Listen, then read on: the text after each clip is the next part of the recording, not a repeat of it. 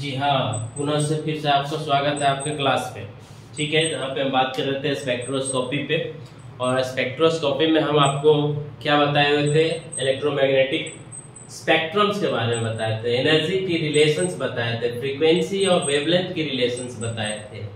ठीक है, अभी हम चर्चा करते हैं कि अगर जो हम कह रहे हैं ईएम रेडिएशंस, इलेक्ट्रोमैग्नेटिक रेडिएशंस,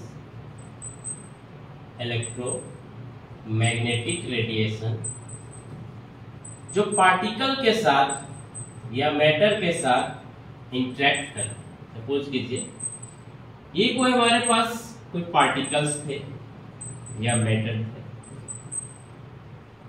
इसके साथ इंटरेक्ट किए, या फिर इस पार्टिकल्स की जगह मैं रख दे रहा हूं किसी एटम्स को, ये न्यूक्लियस उसके, ये उसके ऑर्बिट्स या सेल, ठीक है, जिसमें से इलेक्ट्रॉन प्रेजेंट होंगे।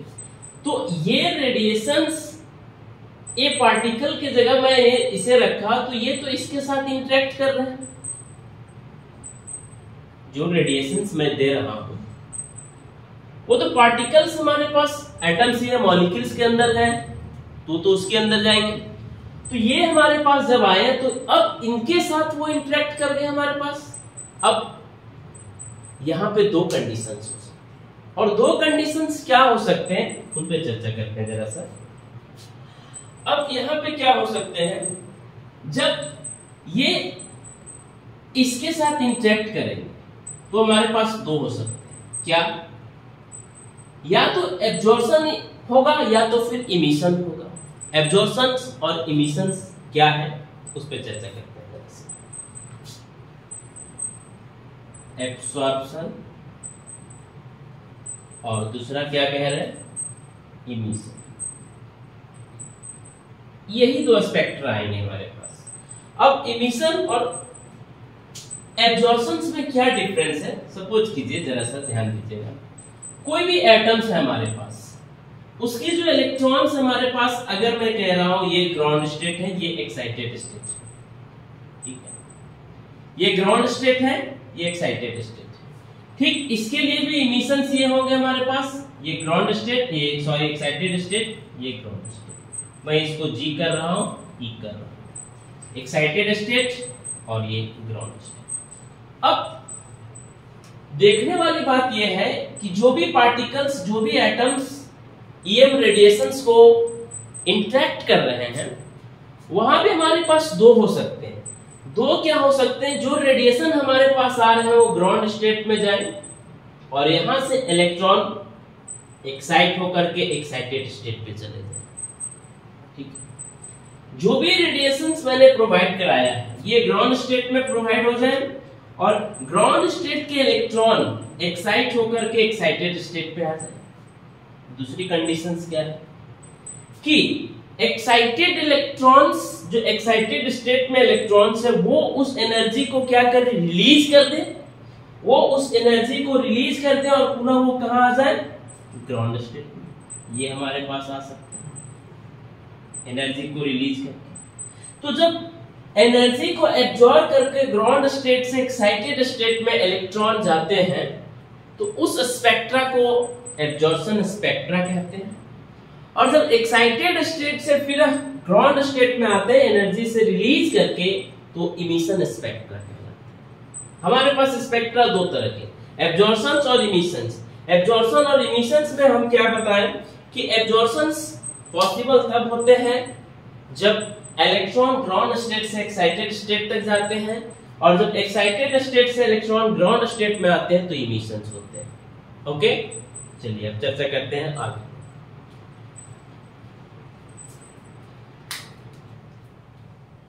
आगे पे हम चर्चा करते हैं ये कि जो हमने देखा यहां पे, ये इमिशन और एब्जॉर्प्शन के बारे में।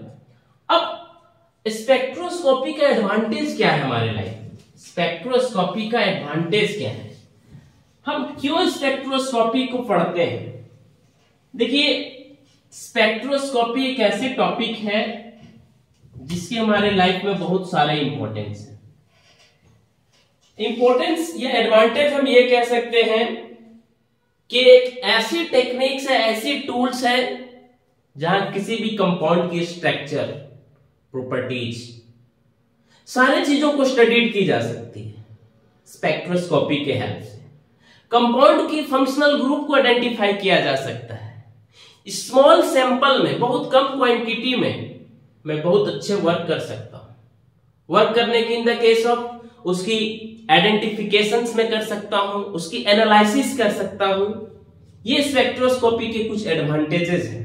ठीक है, अब थोड़ी सी चर्चा करते हैं स्पेक्ट्रा के बारे में या एनर्जी के बारे में। थोड़ा सा एनर्जी क्या है, कितने तरह के एनर्जी होते हैं मॉलिक्यूल्स के अंदर। हमारे पास जो एनर्जी है, जब स्पेक्ट्रम को एब्जॉर्ब करेगा, जब रेडिएशंस को एब्जॉर्ब करेगा, वहां पे हमारे पास जो एनर्जी मिलेंगे वो उसे कितने तरह से मिलेंगे उसके बारे में चर्चा करते हैं। ठीक है, देखिए स्पेक्ट्रा क्या है।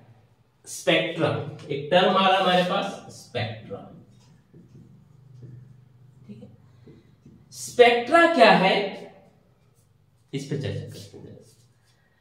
स्पेक्ट्रा फ्रीक्वेंसी या एनर्जी का, फ्रीक्वेंसी या एनर्जी का जो ईएम रेडिएशंस में इमिट या एब्जॉर्ब हो रहा है, जो फ्रीक्वेंसी या एनर्जी चेंज हो रहा है ईएम रेडिएशंस का, ठीक है, उसकी रिकॉर्ड्स को ही कहते हैं स्पेक्ट्रा। ध्यान दीजिएगा, द चेंज इन एनर्जी, क्या, द चेंज इन एनर्जी और frequency, frequency, the change in energy और फ्रीक्वेंसी किसमें से, of EM radiation, of EM radiation, EM radiation electromagnetic radiation, ठीक है, इलेक्ट्रोमैग्नेटिक रेडिएशन, ठीक, इमिटेड और एब्जॉर्ब, सॉरी, इमिटेड और एब्जॉर्ब आर रिकॉर्डेड। जो एब्जॉर्ब हुआ या इमिट हुआ आर रिकॉर्डेड, ये जो रिकॉर्ड हो रहे हैं इसी यही कहलाते हैं स्पेक्ट्रा। और जो रिकॉर्ड होते हैं with the help of, with the help of spectrometer, spectrometer. ध्यान रखना, स्पेक्ट्रा क्या था, जो एनर्जी या फ्रीक्वेंसी में चेंज आया किसकी वजह से, जो एब्जॉर्ब हुआ या फिर इमिट हुआ इलेक्ट्रोमैग्नेटिक रेडिएशन से, ठीक, वो हमारे स्पेक्ट्रा हुए। और जिसको मेजर करते हैं किस इंस्ट्रूमेंट के थ्रू से, स्पेक्ट्रोमीटर के थ्रू से। ठीक है, ये हमारे पास आते हैं। अब थोड़ी सी हम एनर्जी की बात करते हैं। किसी भी मॉलिक्यूल्स में कितने तरह के एनर्जी हो सकते हैं या एटम्स के पास। तो जो टोटल एनर्जी की बात करते हैं अपन, किसमें से, स्पेक्ट्रोस्कोपी में, वो क्या क्या देखते हैं, ध्यान दीजिएगा। ई टोटल, टोटल एनर्जी की बात करते हैं।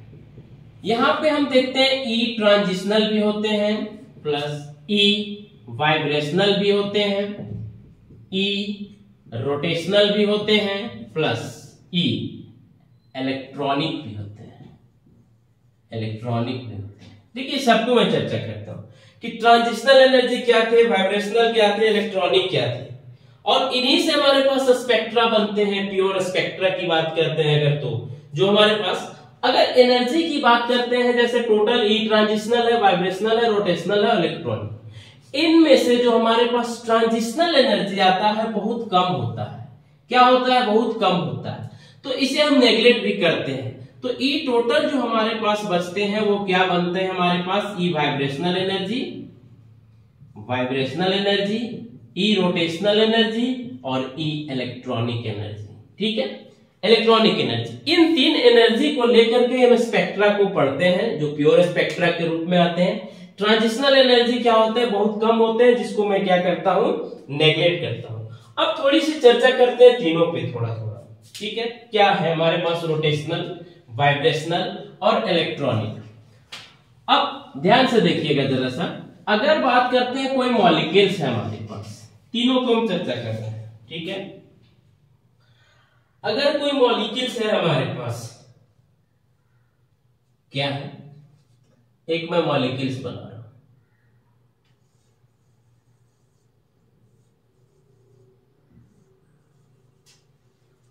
इधर मैं इसकी ट्रांजिशंस बना रहा हूं, इसको E नॉट कर रहा हूं, E1 है, E2 है। E नॉट इट मीन्स वो किसमें है, ग्राउंड स्टेट पे है। इसके अंदर ये लाइन्स है हमारे पास, स्पेक्ट्रम लाइन, ये आगे सो ऑन चलते जाएंगे।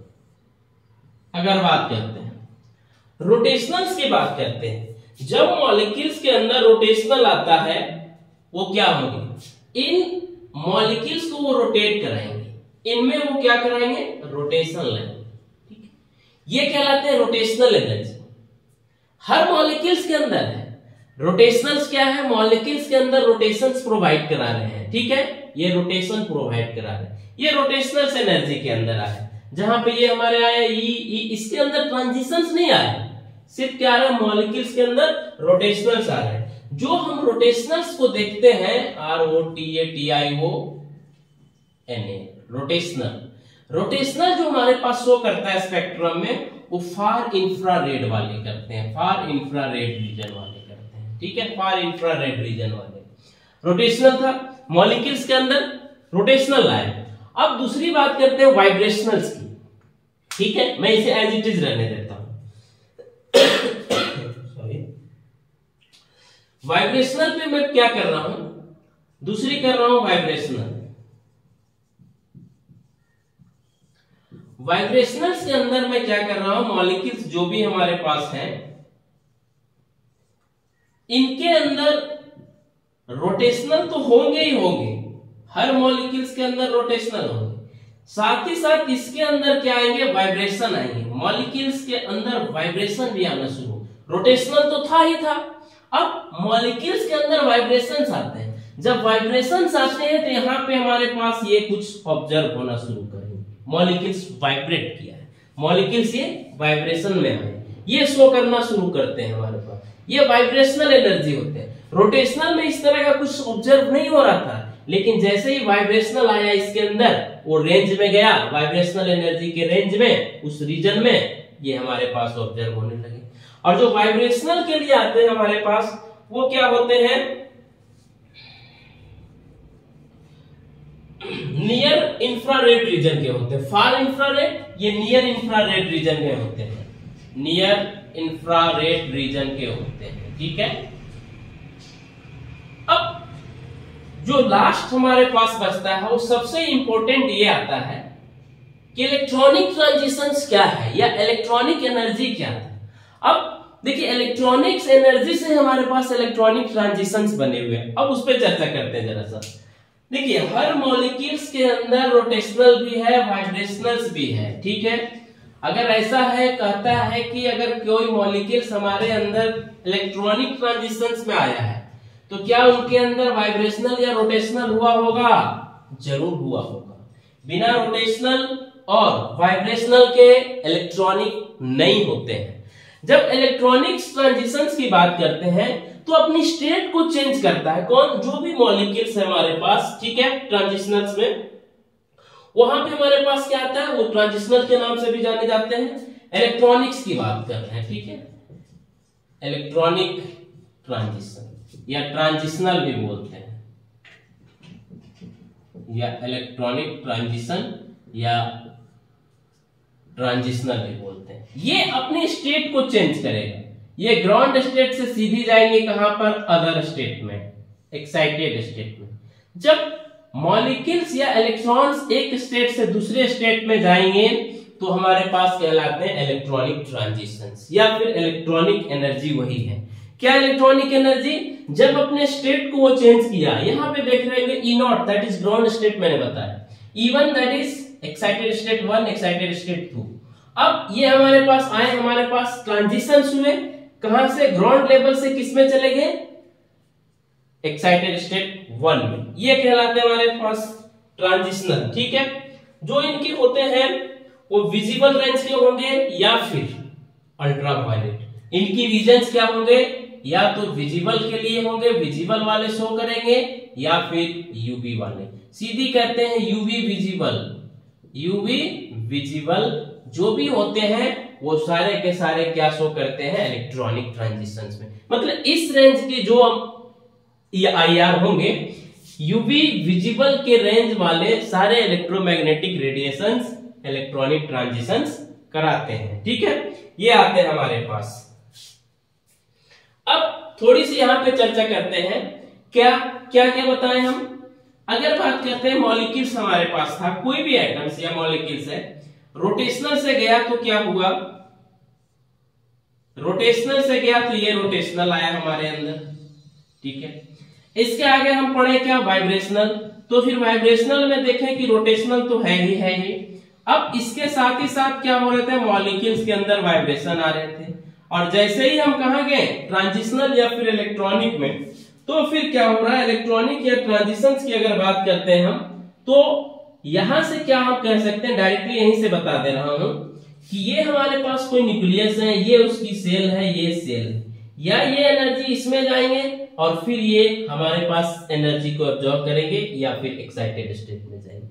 ये हमारे पास क्या होंगे, इलेक्ट्रॉनिक ट्रांजिशन, जिससे दोनों होकर के गुजरा है, रोटेशनल से भी गुजरा है, वाइब्रेशनल रोटेशनल दोनों से गुजरा, और हमारे पास इलेक्ट्रॉनिक ट्रांजिशंस को पॉसिबल बना है।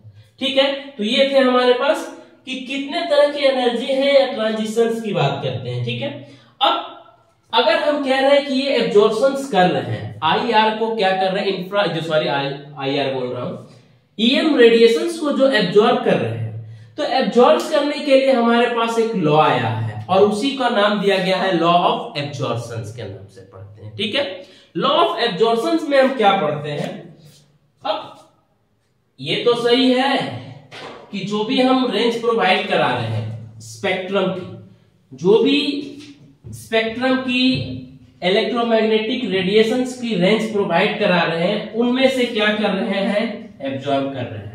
जब एब्जॉर्ब कर रहे हैं तो एब्जॉर्ब किन चीजों पर डिपेंड करेगा या किसमें क्या एब्जॉर्प्शंस होगा, इस चीज को बताने के लिए हमारे पास एक लॉ है और उसी को कहा जाता है लॉ ऑफ एब्जॉर्प्शंस। ठीक है, लॉ ऑफ एब्जॉर्प्शंस। देखिए, अब लॉ ऑफ एब्जॉर्प्शंस जब करते हैं तो हमारे पास यहां पर दो है, क्या है, लॉ ऑफ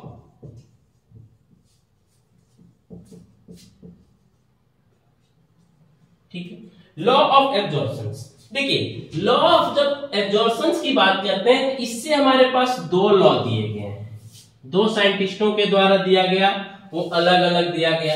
एक हमारे पास आते हैं बियर्स लॉ, ठीक है, दूसरा आता है लैम्बर्ट्स लॉ। लैम्बर्ट्स लॉ, ठीक है, दोनों बताते हैं किसके बारे में, जो EM रेडिएशंस प्रोवाइड करा रहे हैं उसकी जो एब्जॉर्प्शंस होगा पार्टिकल्स के अंदर, एटम्स के अंदर, वो किन चीजों पे डिपेंड करेगा, उसकी एब्जॉर्प्शंस कैसी होगी, उसके बारे में बता रहे हैं। किसके द्वारा, लॉ ऑफ एब्जॉर्प्शंस, जो दो अलग अलग साइंटिस्टों के द्वारा दिया गया, एक बियर्स के द्वारा दिया गया जिसके नाम पे बन गया बियर्स लॉ, और दूसरी दिया गया लैम्बर्ट्स के द्वारा जो बन गया लैम्बर्ट्स लॉ। ठीक है, इन तीन दोनों को मिलाकर के बाद में फिर एक लॉ बना होगा, वो अलग बात रहेगी। लेकिन यहां पे भी देखते हैं कि बियर्स का क्या कहना था और लैम्बर्ट्स का क्या कहना था। ध्यान दीजिएगा, लैम्बर्ट्स का क्या कहना था और बियर्स का क्या कहना था। ठीक है, देखिए, अगर कोई सब्सटेंस है, कोई भी सब्सटेंस, उस पे अगर मैं जनरल बात करता हूं कि अगर हमारे पास कोई EM रेडिएशन प्रोवाइड करा रहा हूं सब्सटेंस के अंदर, ये सब्सटेंस होगा, अगर ये सब्सटेंस हमारे पास है तो ये इसको एब्जॉर्ब कर रहा है, मैं मान लिया, ठीक है, अपन मान लेते हैं। ये एब्जॉर्प्शंस किस पर डिपेंड किया, इसी को बताने के लिए आए कौन, एब्जॉर्प्शंस लॉ, जिसमें से दो आदमी बताए, बियर्स और लैम्बर्ट। अगर एक सब्सटेंस को लेता हूं, दूसरी में क्या करता हूं, अगर किसी सॉल्यूशन से पास कराता हूं, ठीक, ये तो सब्सटेंस मैंने रखा। अगर मैं कह रहा हूं ठीक इसी तरह से EM रेडिएशंस पे चर्चा करते हैं, अगर मैं किसी सॉल्यूशन से पास कराता हूं, ये सॉल्यूशंस हो गए, ठीक है, अगर किसी सॉल्यूशन से पास कराता हूं तो क्या इसमें एब्जॉर्प्शंस आएंगे या नहीं आएंगे, और उनको बताने के लिए भी हमारे पास लॉ है। तो इसी दोनों को लॉ में से अलग अलग कहा गया है, एक बियर्स लॉ में है और एक लैम्बर्ट्स लॉ में। दोनों का मोटो एक ही था कि जो हम ईएमआर इलेक्ट्रोमैग्नेटिक रेडिएशंस प्रोवाइड करा रहे हैं उसकी एब्जॉर्प्शंस किस पे डिपेंड कर रही है। एक हमारे पास अगर सब्सटेंस की बात करते हैं, किसी सब्सटेंस से पास करा रहे हैं, जो सब्सटेंस को लेकर के बताए वो हमारे पास लैम्बर्ट्स थे, और सॉल्यूशंस को लेकर के जिसने बताए वो हमारे पास बियर्स थे। ठीक है, तो जब सॉल्यूशंस की बात करते हैं तो क्या बताए थे, और सब्सटेंस के बारे में बात करते हैं तो क्या बताए थे, उस पे चलते हैं। तो सबसे पहले देखते हैं बियर्स लॉ। बियर्स लॉ जो गवर्न किया गया है वो किसके मतलब क्या कहा गया है कि एब्जॉर्प्शन जो होगा वो डायरेक्टली प्रोपोर्शनल होगा कंसंट्रेशंस ऑफ सॉल्यूशंस। क्या हम कह रहे हैं कि absorptions is directly proportional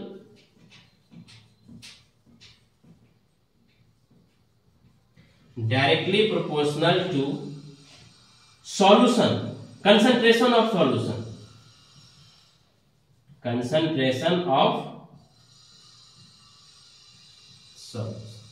solutions की कंसंट्रेशन पे डिपेंड कर रहा है। बियर्स लॉ का कहना है कि जो एब्जॉर्प्शंस होगा जब हम प्रोवाइड कराएंगे ईएम रेडिएशंस, तो जो एब्जॉर्प्शंस होगा वो डायरेक्टली प्रोपोर्शनल होगा कंसंट्रेशन ऑफ सॉल्यूशन से। जब किसी सॉल्यूशन से हम कोई ईएम रेडिएशंस को पास कराते हैं तो उसमें जो एब्जॉर्प्शंस होगा वो डिपेंड कर रहा है या डायरेक्टली प्रोपोर्शनल हो रहा है किसके, कंसंट्रेशन ऑफ सॉल्यूशंस। अगर मैथमेटिकली इसे मैं देखता हूं तो मैं कहता हूं क्या कि लॉग मैं डायरेक्ट कर रहा हूं I naught upon I directly proportional to concentration of solution. जहां पर आई नॉट क्या था और आई क्या है उस पर चर्चा करते हैं। ठीक इसी तरह लैम्बर्ट्स का क्या कहना है, लैम्बर्ट्स का वो क्या है कि एब्जॉर्प्शन जब किसी सब्सटेंस से पास कराते हैं तो एब्जॉर्प्शन इज डायरेक्टली प्रोपोर्शनल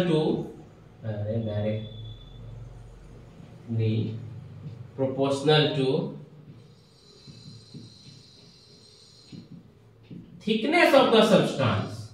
किस पे, थिकनेस ऑफ सब्सटेंस। अगर किसी सब्सटेंस के थ्रू मैं पास करा रहा हूं क्या ईएम रेडिएशंस को, तो उसमें से जो हमारे पास आए वो क्या हुए, जो एब्जॉर्प्शन डिपेंड किए वो किस पे है, थिकनेस ऑफ द सब्सटेंस, और जब सॉल्यूशन से पास कराए तो कंसंट्रेशन ऑफ द सॉल्यूशन। इसके लिए अगर मैथमेटिकली मैं लिखता हूं तो क्या लिखता हूं, I naught by I directly proportional to thickness को मैं सी या टी या एल से करता हूं, मैं क्या करता हूं सी से करता हूं थिकनेस को। ठीक है, सॉरी सी दोनों जगह कॉमन हो जाएंगे जिस वजह से मैं इसे हटा करके थिकनेस को एल ले लेता हूं। ठीक है, ये आ हमारे पास। अगर यहां पे क्या हो रहा है कि लॉग आई नॉट बाय आई, अब डिपेंड आ रहा है हमारे पास कि आई नॉट क्या है, आई क्या है।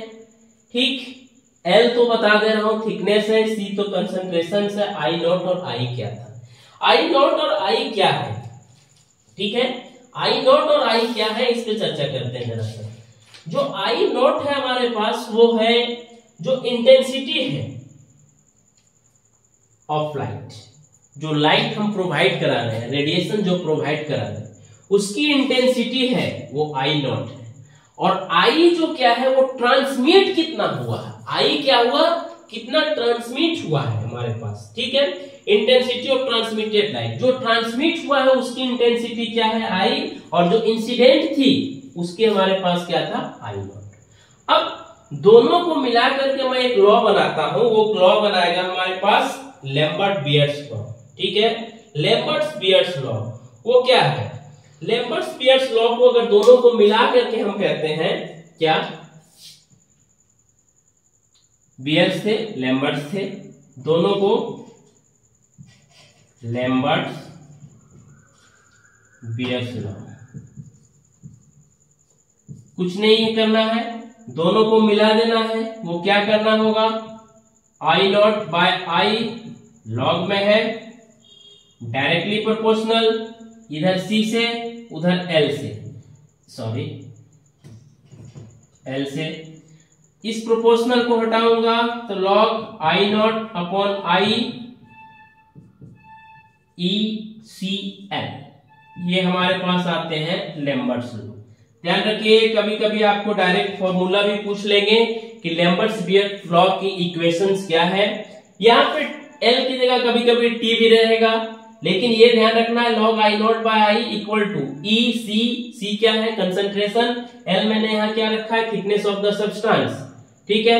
आई नॉट क्या था इंटेंसिटी ऑफ इंसिडेंट रेडिएशन, और फिर जो आई है इंटेंसिटी ऑफ ट्रांसमिटेड लाइट की बात करते हैं, ठीक है।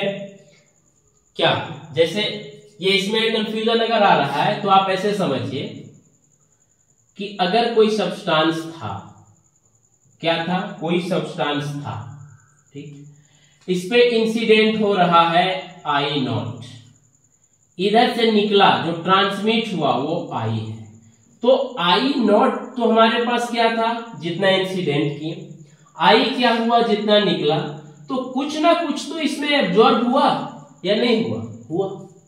अगर नहीं एब्जॉर्ब होता तो आई नॉट इधर भी हम लिखते सेम लिखते, लेकिन ऐसा तो नहीं है, कुछ ना कुछ तो पार्ट इसके अंदर एब्जॉर्ब हो रहा है, और जो एब्जॉर्ब हो रहा है वही तो बता रहा है लॉ ऑफ एब्जॉर्प्शन, और यही कितना एब्जॉर्ब होगा इसको बताने के लिए दो बियर्स और Lambert's.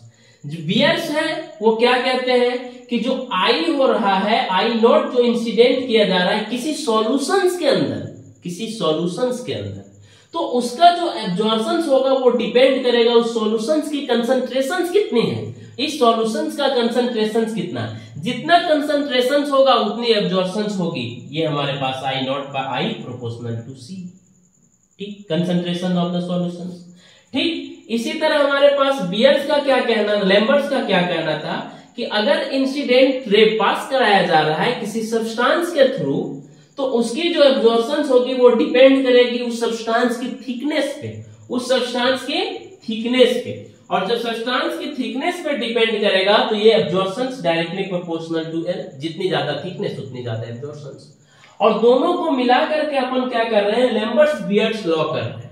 Lambert's bears law it means Lambert's की लॉ और बियर्स की लॉ को मैंने क्या किया है समराइज कर दिया, दोनों को आपस में मिला दिया।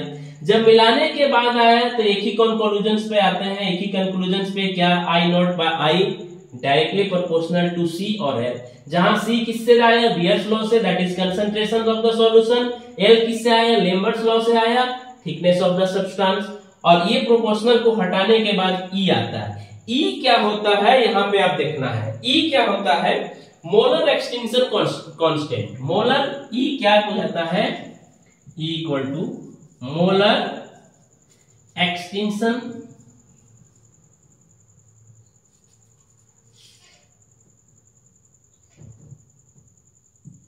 कांस्टेंट, मोलर एक्सटिंक्शन कांस्टेंट, ठीक है, मोलर एक्सटिंक्शन कांस्टेंट ये हमारे पास आया ई, ठीक है, ये ध्यान रखना। आपको डायरेक्टली कभी क्या करेंगे स्टेटमेंट दे देंगे कि इसकी कौन सी है, या फिर डायरेक्ट इक्वेशंस दे करके पूछ लेंगे कौन सा सही है, ठीक है। ये हमारे लॉ थे लैम्बर्ट्स लॉ और बियर्स लॉ, और दोनों को मिला करके लैम्बर्ट्स बियर्स लॉ, ठीक है। यहां तक आप पढ़े और बने रहे अगले वीडियो के लिए, तब तक के लिए धन्यवाद।